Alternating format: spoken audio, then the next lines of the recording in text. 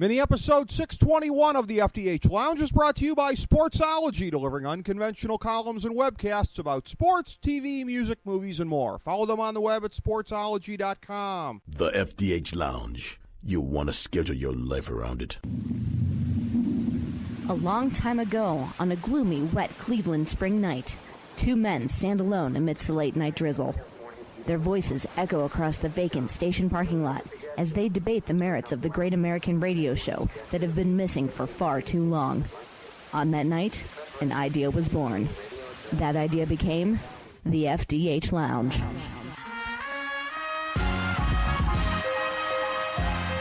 Welcome to the FDH Lounge. Hi, everybody. It's your favorite football talkers in all the universe. Rick Morris and Kyle Ross here for the FDH Lounge. Mini episode 621. It's NFL Week 7. We are here to break it down for you. Last week, in looking at all the games, a card that I really hated. This goes to show that it doesn't matter if I love or I hate a card. I've been in the same range the last couple weeks regardless. I kind of liked last week's card, actually, as I look back on it. I was 6-7-1, so what do I know? 1-2 on the big three, 0-1 overall.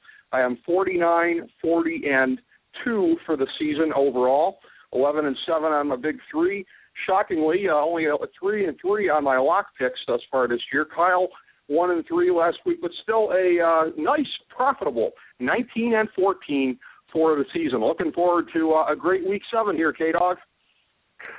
Yeah, first losing week of the year. Sunday just did not go well, did it? And there's nothing more frustrating than when you kind of go back and do an autopsy of the week and see what happens at the lay of the land, and you see that home dogs went 5-1 against the number, and you came out with a losing week. Usually that should have been better for me, but ironically the one win was a home dog Thursday night. Love that one. But I don't think I'll be going on a road favorite again anytime soon after the fine Baltimore Ravens let me down. So yeah, we're back at it again for Week 7, and I'm ready to go.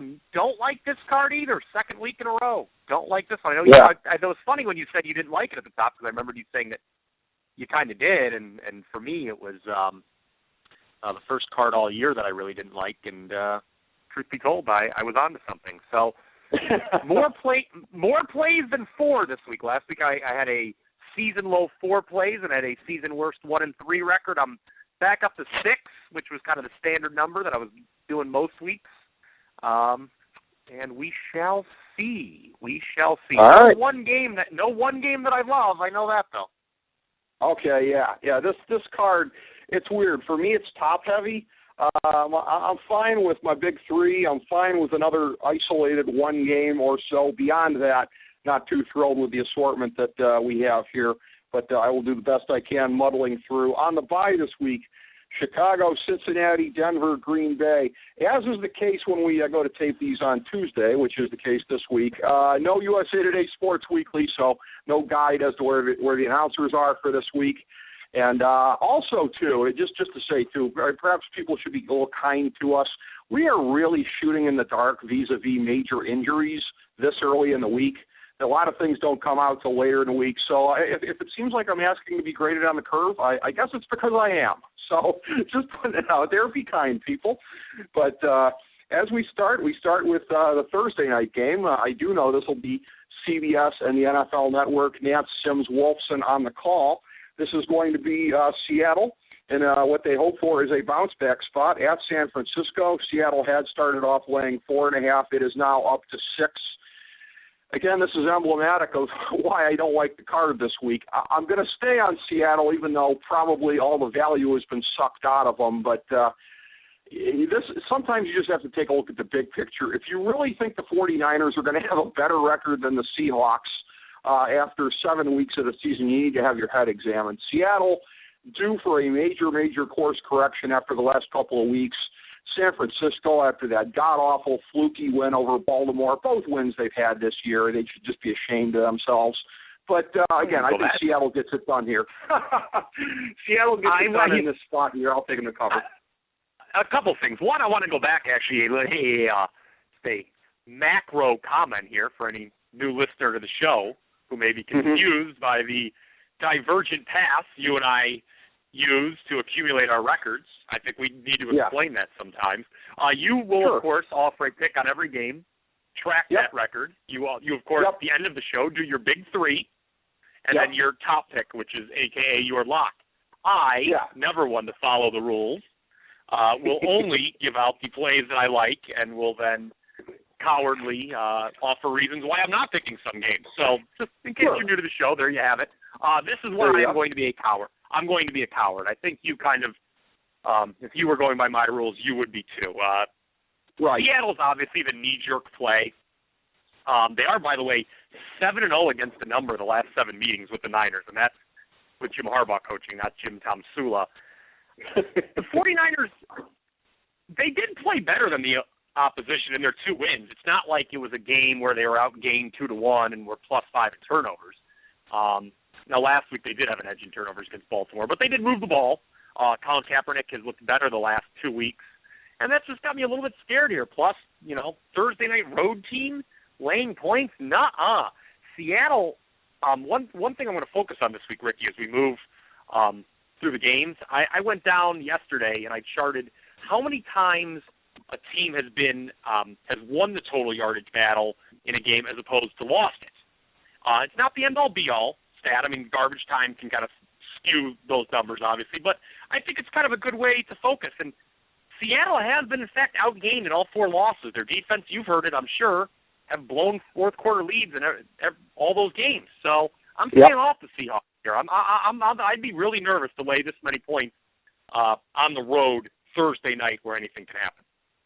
Well, yeah, and that's what I said. I think a lot of the value has been sucked out. But again, gun to my head, I still go Seahawks because I'm convinced they're going to win the game. We will skip over the first ever game on Yahoo Sunday morning. Hint, that's going to figure in my big 3.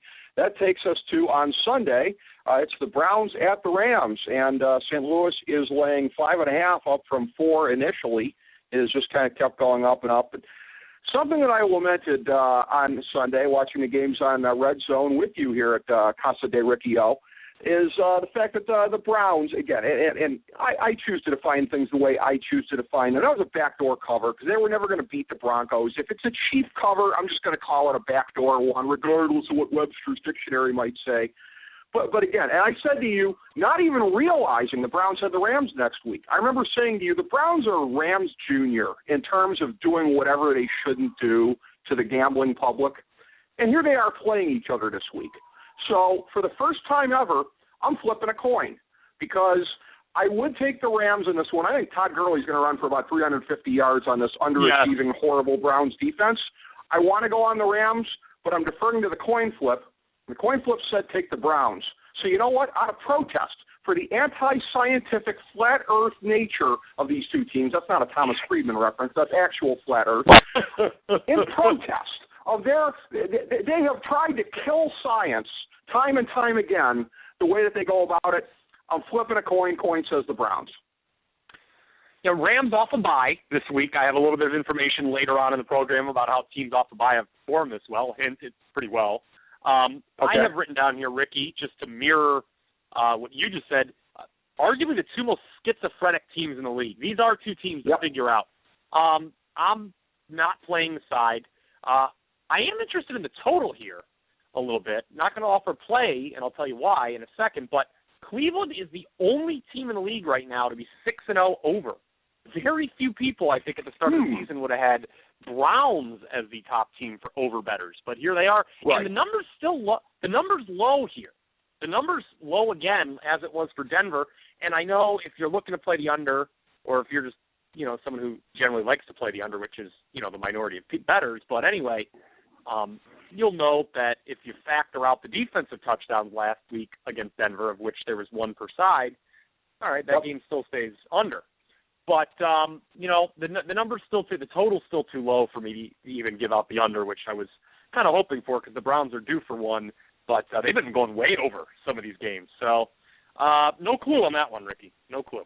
Okay, yeah, I didn't think this was going to be one you were going to take because, again, you and I have noted this about the Rams and the Browns in the past, that neither one ever does what they're supposed to do in any kind of a setting. Also on Sunday, as are the vast majority of these games, by the way, it's I just thought I'd throw that in there. The Steelers are at... Is that how it works? Yeah, that's the way it's going this week. The Steelers are laying 2.5 at Kansas City, up from 3.5 at the opener, down from 3.5 rather. Although, again, as you pointed out to me, hard to get a line here on Tuesday as we're taping this because of the uncertainty at quarterback. My guess is Roethlisberger doesn't play because, at this point, why would they? Because you look at what's happening to Dallas, that's what's supposed to be happening to them right now, and they're finding a way to muddle through anyways, even without them. Again, some of my reasoning is not always going to be, as scientific as I try to make it other weeks because I hate this card so much. Like, what would be one of my biggest head-scratcher games of the week here? Because so many anti-scientific things happened last week. Why not Kansas City over Pittsburgh? They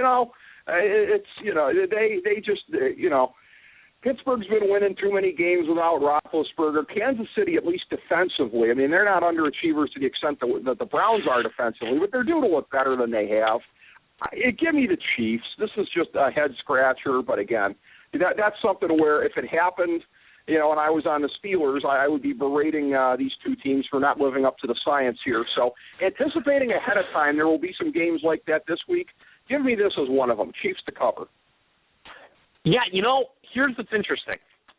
Though, the 2.5, I think one book had it out there.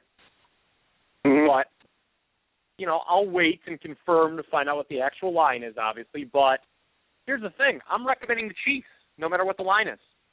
Oh, okay. I'm with you. I'm with you. Pittsburgh has been outgained the last two games, both wins, kind of severely in both games by both San Diego and Arizona. Turnovers were the story last week at home against the Cardinals. San Diego, they gave up all those yards to Philip Rivers. You're telling me that Landry Jones is going to be a road favorite in this league? I know the Chiefs have been struggling, man, but that's a tough pill for me to swallow, that Landry Jones is going to be a road favorite. Now, if Roethlisberger does, in fact, find his way onto the field, what would happen then is the public will inevitably fall in love with the Steelers and bet the number way up, and I think there will be some real good value then actually on the Chiefs at home. Exactly. The Chiefs, by the way, the Chiefs 1-5 overall have failed to cover now 5 straight weeks. But remember I was telling you about the total yardage situation that I've been monitoring. They're actually even when it comes to total yardage in games this year. They've outgained opponents in 3 games, been outgained in 3 games. So they've played better than their record. The defense has sort of gotten back on track the last 2 weeks, albeit against weaker offenses, Chicago, and then last week Minnesota. Pittsburgh's got a really good offense, but I'm not going to be coronating Landry Jones just yet. So Chiefs, first recommendation of the week. Exactly, and great point about Landry Jones, too. When a guy is coming in off the bench and teams don't have a lot of tape on a guy, okay, even the biggest stiffs can get lucky from time to time. Hello, maybe you've heard of Kelly Holcomb. So, yeah, I mean, they're going to have a week to prepare for Landry Jones if indeed he is in there. And I agree with you. If Ben plays, that just means you're getting more points. So I think you win either way. Up next, it is Houston at Miami. The Dolphins are laying 4.5 in this one, up from 3 initially. And, I know there are a lot of, folks out there, a lot of people who like to rain on parades and like to say there's no such thing as momentum in football. But I disagree. The Dolphins clearly have it. The Dolphins clearly have it. You see what they did to Tennessee last week. Houston, I think you would agree with me, it's just a bunch of muddling around guys with their thumbs up their ass. Even when they win, they don't look impressive. This defense isn't as good as it should be. The offense, well, it sucks no matter who's at quarterback. Miami's on an upswing right now. I think they keep the momentum going at home here. Give me the Dolphins laying the 4 against a very, very downtrodden Houston Texans team right now. Want me to rain on your parade a little bit? I knew you would. Your boy Dan Columbia, or whatever his name is, okay? Dan Cantrell. yeah. Dan who? Dan what? Look, they did look good. That was the first game all year. That was their best game all year. But it was also off the bye after a coaching change. I'm not going to tip my cap necessarily to the Dolphins. But I'll give them a little credit for the fact that if there was a time to fire Joe Philbin, it was during the bye week and before you play Tennessee and then now Houston, who you rather astutely pointed out isn't very good. I do think, and I know you disagree with this, Brian Hoyer has played better than Ryan Mallett this year. I play Mallett. I think the stats would bear that out and agree with me. And Houston actually, now this is where I say total yardage can be a little misleading sometimes. Houston's actually outgained their opponents in 4 of 6 games, but that includes a lot of garbage time against both Kansas City and Atlanta, 2 games where they fell down early. So that's a little misleading. Value's gone here on Miami. The early money came in on them, took them up above the field goal, and I'm just not interested anymore in laying points with Miami. It remains to be seen if I don't believe in momentum at all, and it remains to be seen if this team is truly going to do anything or if it was just a one-week Tennessee Titans team that, like the rest of the AFC South, is not very good. I got to take my hat off to the Fish, my 1A team. You know, they didn't play dirty, Kyle Ross, but they walked that line. They walked that fine edge. Yeah, injuring Marcus Mariota. What a bunch of nonsense that was. What a bunch of nonsense that was. That was truly outstanding. Up next here, we have a very interesting game here in the NFC North. You have Detroit at home against Minnesota. The Vikes are the road favorite here. They are laying 2.5, had been 3 initially, so there's been some fluctuation in that range. The Lions got one of their token wins of the season out of the way last week here. This will not be another one of them. You know me, I'm on the Vikings this year. I had said that they are either a playoff team or a borderline team to miss the playoffs, and they're on you said they were a playoff team. Don't you back away from that now. All right, I'm not going to backtrack. You're playoff team. But, and I said at the beginning of the year, potentially a dark horse Super Bowl team. Now, they're not living up to that so far, and Teddy Bridgewater is still showing some growing pains here. But in this spot, this is almost a why ask why as far as why they're not laying more to the downtrodden Lions, unless the mouth breathers in the public are that impressed by them finally getting off the schneid last week. Give me the Vikings laying the 2.5 on the road. You know what I blame for my first losing week last week? You know what I blame? What? Those articles I wrote for you in the site. Because what? Work with me here. I'm going to tell you why. Okay. You know what sometimes can get you into trouble this time of year when it comes to betting is when you think you've got everything figured out, when you think you've got the whole season figured out. And, you know, I had a couple buddies, like late Sunday, I was going back and forth with, do you think this team's going to be a playoff team? And, you know, I'm not a fun guy to text that to because I'll always text you back, I don't know. Unless if you tell me, I think New England's going to win the East. Well, yeah, you're probably right. I'll give you that. But, and I bring that up because, it wasn't that long ago that we were all saying that the Chicago Bears were like the worst team ever. And It turns out that, they're not very good, but they're not the worst team ever. And Detroit, who has looked, at times putrid this year, they've lost to the Vikings. Oh, by the way, I believe back in week 2 it was. They haven't looked good either at times. But, they did break loose at home last week, scored 37 points. I'm not nearly as big a fan of Minnesota as you are. They don't score a ton of points. They're 0-3 on the road. So where am I going here, Rick Morris? I will take the points, and there's still 3 available with Detroit if you want them, folks. Minnesota been outgained in 4 of 5 games this year. I will take the Lions as the second recommendation. And not as the why ask why where I would have taken them if I went that way. Wow, you're picking them in a non-ironic way, Kyle Ross. Hats off to you for your guts. Yes, well, I'll get back to you and see how that paid off next week, to be honest with you. See if it was might be more guts than brains. Well, yeah, we'll see.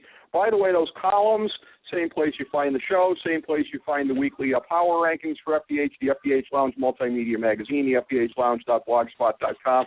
Excellent insight from Kyle Ross at the quarter pole, and still timely as we continue to go along here. Up next, I would disregard it. I would disregard it at this point, especially the parks on Kansas City and Baltimore having bounce backs coming up. Don't read that at all. Don't, please. Well, yeah. There you go. Up next here, the border war here, the SEC-esque game here with the Falcons going to Tennessee. They are laying 3.5 points on the road here in Nashville. And, again, the downward spiral sort of continues for Tennessee after an initial start to the season that was a little bit encouraging. Perhaps you saw the same thing happen in 2014. But, for the Falcons, again, almost a why ask why as to why they're not laying more than 3.5 in this spot. Having said that, I'm on them. I think, again, the Falcons are a team not quite as good as their record. They've been the beneficiary of a favorable schedule to this point, but, I mean, they're a lot better than the Chodes they're going to be facing on Sunday. I have told you that I do not subscribe to the notion that Tennessee was underachievers last year. I think they have a ways to go in terms of rebuilding the talent on this team. And I'm a big Coach Wiz guy, but the reality is Dan Quinn's getting a lot more out of what he's got right now than Coach Wiz is. Give me the Falcons laying the 3.5. Well, I pointed out in that article, by the way, that we talked about that column. Dan Quinn inherited a top 10 quarterback, by the way, against in Atlanta. So that helps. I've got conflicting signals on this game, Rick Morris. The Titans have only been outgained once this year, and it was last week in a real poor effort. They lost Mariota to injury. I cannot back them here in this spot. Not only are they 3-24 straight up as a dog the last 3 seasons, but it looks like it's going to be Zach Mettenberger under center, and he's on back. Well, he was terrible last year, and I'm not expecting much at all from him. But Atlanta, like you said, not a dominant team, not a dominant 5-1. Right. They're 3-7 straight up and against the number off a division game as well. So I'm passing here. This is an easy pass. And I do expect, by the way, that 3.5 will go up throughout the week as word of Zach Mettenberger's presence spreads. You would have to think so. I would agree with that one. Up next here, the Washington Redskins. They are laying 3.5 up from 4 initially. They're at home against the Tampa Bay Buccaneers. And this is a game where, as I look at it, I was sort of peering inside the numbers here. And, again, had noted that a few times previously this year that Washington's defense, at least statistically, better than they've been the last couple of years, a little better than we've expected them to be. For whatever off-the-field issues there may be, as I forecast, Scott McCloughan is a big hit as general manager of the team, and the rebuilding of that thing should go very well over the medium term. However, Tampa Bay, also with an improved defense, at least statistically this year, in terms of yards given up. And I went back and forth here and thought, one of the major things that people have against believing in a team like Tampa Bay in this spot is the rookie quarterback. Who's potentially more error-prone than a rookie quarterback? That's right, Kirk Cousins. So give me Jameis Winston and Tampa Bay getting the 3.5. That way, if they lose by a field goal, I still cover. So I'll take the Bucs in this one. I kind of want to, too, especially because teams coming off a bye, I promised it for you, and here we go. Teams off a bye this year, 6-0 against the number. All 4 last week, though, favored. All 4 last week were favored. So that's in Tampa Bay, obviously, dog. When you have 2 kind of bad teams like this, you want to take the points. I was, remember, kind of a big believer in Tampa Bay at the start of the year. I've kind of backtracked off that rather quickly. And I'm going to backtrack off them here and just sit this one out. If Tampa Bay covers and or wins straight up, I'll kick myself. But I'm going to run that risk. Washington's kind of hard to figure out. Cousins predictably came back down to earth. He was awful last week. Again, though, you know me, I kind of like to play against Cousins when he's off a good game, not when he's off his usual fare. So, sitting this one out. Right. Well, what's interesting is you look at the makeup of the next game, you talk about wanting to take the dog or being inclined to when you're looking at 2 bad teams. I think in this rematch of a Super Bowl from a couple of years ago, we're looking at two teams that are maybe only about, 2 or 3 minute steps above that at this point. You've got Indianapolis at home coming off the emotional Sunday nighter against New Orleans. The Colts are laying 4.5 in this one at this point. It had been 5.5 initially. And again, I don't know that I was necessarily going towards that whole thought here in terms of bad teams take the dog, but I guess that's close enough to where I am at this point. Neither team is among the absolute dregs of the league this week, but neither of them is that impressive either. Both of them have a lot of holes. Both of them have real subpar work being done by their general managers vis-a-vis the salary cap. Give me the Saints getting the 4.5 on the road here because I just don't trust the Colts coming off that Sunday nighter. I think it could be a letdown, and I think they're sort of going to be this year's Falcons as far as what the Falcons did last year. Don't hardly win anything outside your division. That's what the Colts look like to me. Well, to follow up on that, Ricky, they're 0-3 against non-AFC South foes this season. That's right. And they're on their way. Just 10-13 in such games the last 3 years. They were only, even in their division-winning years, they were only 500 the last 2 years in such games because they swept the division slate both times. I mean, right. Indy, we've talked about it, and I warned myself on that previous show. I said, wouldn't it be interesting if this is the year the Colts underperform expectations when I'll call for them to get the top seed and go to the Super Bowl? Already backed off that one, folks. And they have, because Indy is just very fortunate that they sucked the year that Andrew Luck was number 1 in the draft, and they're fortunate they play in a terrible division where the other 3 teams, can't get out of their own way. That said, they'll probably win here, but I wouldn't want to lay the points. They are the only team, that being Indianapolis, that has been outgained in every game this year. That's not pretty. Wow. Well, I'll tell you what, too, about the Colts. It's funny because I was just a year off on this. Now, last year, I didn't pick them to win the division. I picked Houston at 8-8, but I thought they would take it in a tiebreaker with the Colts at 8-8. And I said, I think this is the year they stubbed their toe and whatever. That's funny. It came a year later. We all knew there was going to be a year in the middle of this great run that they're having where that's going to happen, and they'll probably recover from that with a new general manager who doesn't suck. They'll get back up to the top again. But, yeah, this is their Nate year, Kyle Ross, in the Andrew Luck era. Well, they're probably going to still win the division. I mean, they're still going to win the division this year. I mean, in their Nate year, they will. That's what's funny. Yeah. Yeah, I mean, tell me another team that's going to win more than 6 games in that division. I don't see one. So, I mean, Indy, to me, unless if Luck were to get injured, knock on wood, heaven forbid, they're probably going to be the number 4 seed at like 8-8 or 9-7. That's what it looks to me. Yep. And New Orleans, you're kind of right with them too. I mean, they're not. I think the bottom has not yet dropped and is not prepared to drop maybe until next year. But they're kind of belowish 500 team is sort of their makeup right now. I mean, they're 2-4. I mean, so obviously they are below 500, and that's kind of how they'll play. I think most of the year they're probably like a 7-9, maybe even 8-8 kind of team. But their ceiling is nowhere near where it once was. I agree with that. Neither one of these teams has a high ceiling at this point. That Super Bowl from a few years ago seems so long ago for both, I think, right now. Up next, a wild and woolly NFC East battle, as they always are, regardless of the two teams you're talking about. But here, it's Dallas at the New York Giants. The Giants are laying 3.5 in this one. Had been 4 at the open, up to 5.5 at one point. It's been bouncing around. Dallas making a quarterback change here, going to Matt Castle. Like, that's really going to matter very much. For a schizophrenic team like the Giants, it's almost one of these things. You talked about that before in terms of whether you want to be on Kirk Cousins or off, generally off of him, but depending on what he did the week before. Coming off of a week of bad Eli, give me the Giants this week, so I think good Eli is going to be back. It's not like this Cowboy defense has been blowing anybody away this year. So give me the Giants in a get-well game after the tough Monday nighter. I like them to cover the 3.5.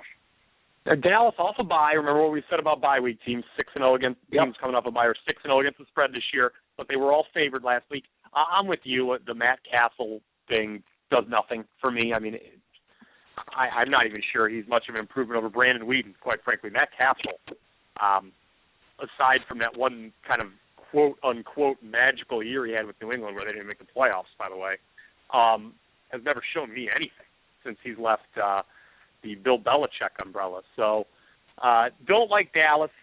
Would love to endorse the Giants, but they've been outgained in every game but one this year. So I'm a little leery about laying the points, especially on a short week. They will win the game straight up, though. I'll say that. They're going to win the game straight up. Remember, they're due to start winning a few close games after the way last year went, the way this year started. Couple streaks on the line here. Dallas has won the last 5 meetings straight up, including really stealing one in week 1. Remember that, when the Giants mismanaged the clock and let them go down the field? Also, the over 6-0 the last 6 meetings between these teams. If you're a totals player, take note of that. But I will not make a play here.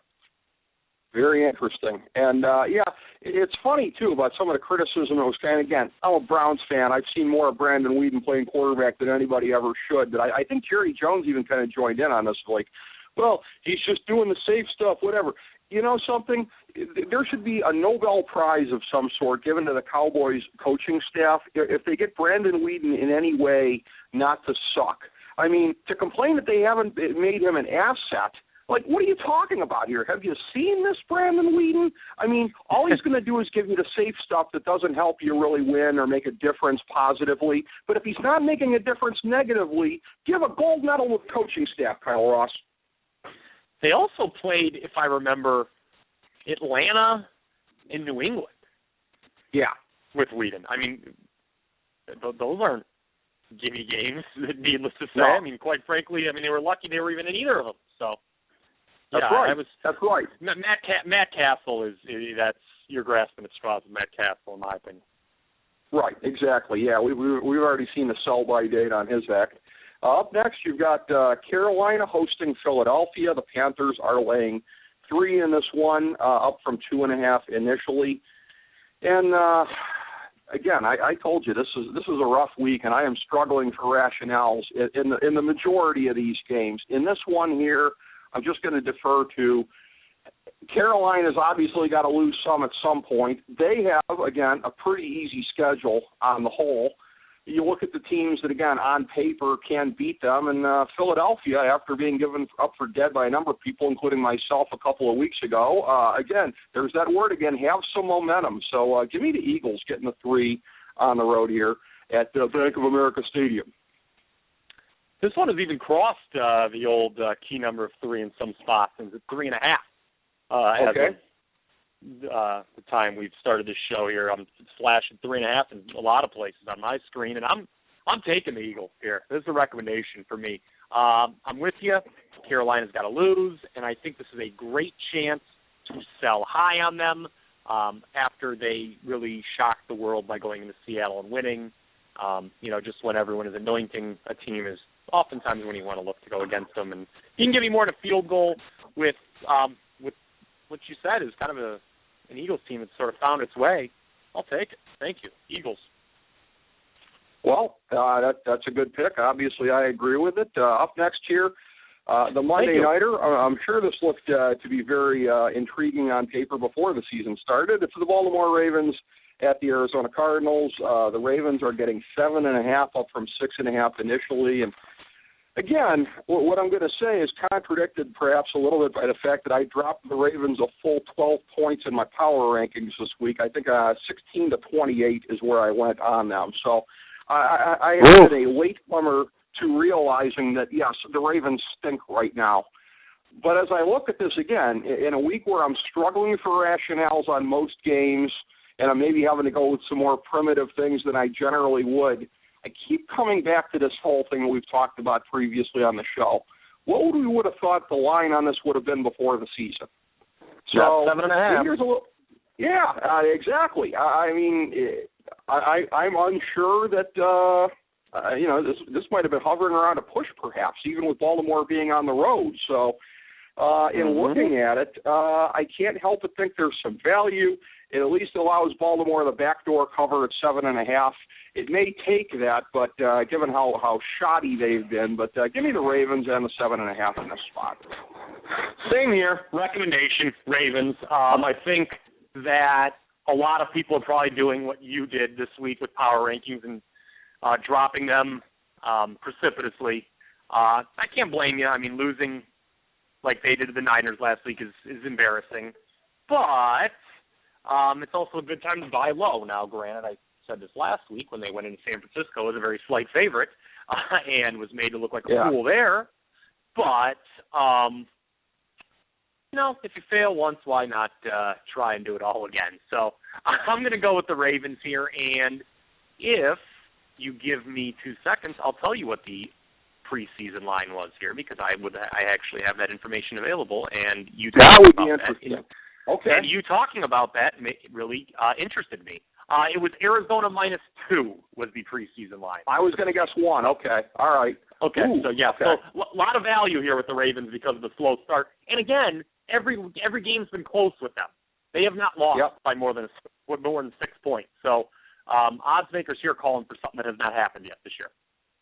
Exactly. Yeah, that's always curious when that happens. Up next, my big three, as previously stated, 11-7 thus far on the season. And up first, it's a battle in the AFC East. It's the Patriots at home laying 9 to the New York Jets. And this is my first Why Ask Why special of the year. Now, you pointed out to me off air, it took a little bit of steam out of my balloon here in terms of why you thought the line maybe made a little bit more sense and wasn't so absurd as to go the other way like I'm doing. But generally speaking, when I find a line that diverges from reality this much, again, as I've said previously on the show, that old beer commercial slogan, why ask why? Because sometimes the biggest mistake you can ever make is to look at a line and be like, oh, my God, there's such immense value here. Everybody out there is so stupid. Oh, I can't believe I'm getting this gift. That's right when you take it in the old puckus, ladies and gentlemen, is when you have that level of certainty. I just go the other way. I can't say that I necessarily have a reason for why it works, but lifetime, I think I'm over 500 going this way, so I'm going to do it again. Give me the Patriots laying the 9 in a spot that makes no sense to me whatsoever, given how good the Jets have been. The key here, and what I did tell you off air to what you're referring to, is the public just loves the Patriots. They were huge favorites on the road each of the last 2 weeks. I mean, kind of in a territory where you don't see many teams favored by that many points on the road. Now, they were going up against a downtrodden Dallas team with the aforementioned Brandon Weeden under center. So that made sense, even though Dallas is one of the more public teams in the league, obviously. And they rewarded their backers there by covering. Last week, they did not reward their coverage. They were a very traditional backdoor situation where the Colts scored in the final 90 seconds to get within the number. And I'm not shocked at this line like you were. Like, there are lines that shock me. This was not one of them. I just happen to think the Jets are really good and there is value, and they're the only team in the league who's outgained every opponent this year. They really dominated Washington last week. I know that doesn't mean much in many circles, but they were down actually at the half, even though they had huge statistical edges. That played out accordingly in the second half, and I'm all on the Jets this week. I really like them plus the points. They have covered the last 4 times they have played New England, by the way, always as an underdog. Very interesting. We'll have to see how the history relates to the game this time around. But, the first game in the era of Belichick v. Todd Bowles. So we'll have to see how that goes. For my second pick of the big three this week, it's San Diego at home laying 4 to Oakland. And, again, this goes to the macro level. Again, I am not willing to give up altogether on San Diego as at least a playoff team for this year. Maybe not the Super Bowl contender that I pegged them for at the beginning of the year, stealth Super Bowl entrant, but again, they've been overdue to break through. I was not among those that were surprised by the hellacious effort that they gave at Green Bay last week. I had them not as a recommended pick, probably should have been, but I like them a lot to cover. They did. San Diego's got a lot more life in them than what the record indicates at this point. They have been somehow or another getting past all the difficulties of all the injuries they've suffered on this offensive line. Oakland has been better than people think, which is, I think, the main reason that this line is as close as it is. But nevertheless, give me San Diego laying the 4. I think this may be the start of the San Diego Charger turnaround this week. I'm not going to go that far, but I am with you. And my sixth and final recommendation this week is the San Diego Chargers. I believe the only favorite I will be taking this week. This line preseason was -8, so we are getting some value here with Chargers. And to your point about how they have been playing better than their record, that is accurate. They have outgained 5 of 6 opponents, so you would think that their record would be better. That includes the last 2 games they've outgained opponents where they have lost both times. Going into Green Bay and winning is very tough to do, so no shame losing there. Phillip Rivers is carrying this team. That's kind of my concern long term, that beyond him, there's not much to get excited about, at least in my eyes. If you take Phillip Rivers off this team, I don't know where they go. But yeah, I think they take the Raiders to the old woodshed here this week. Even though Oakland's off a bye, again, I'm not quite sure how good Oakland is, if they're good at all. So San Diego swept them last year. 2 close games last year was. It was to Oakland covered both meetings but lost both last year. This one, I think, won't be quite as close because I'll tell you this, Oakland was not only getting 4 points in either meeting in 2014.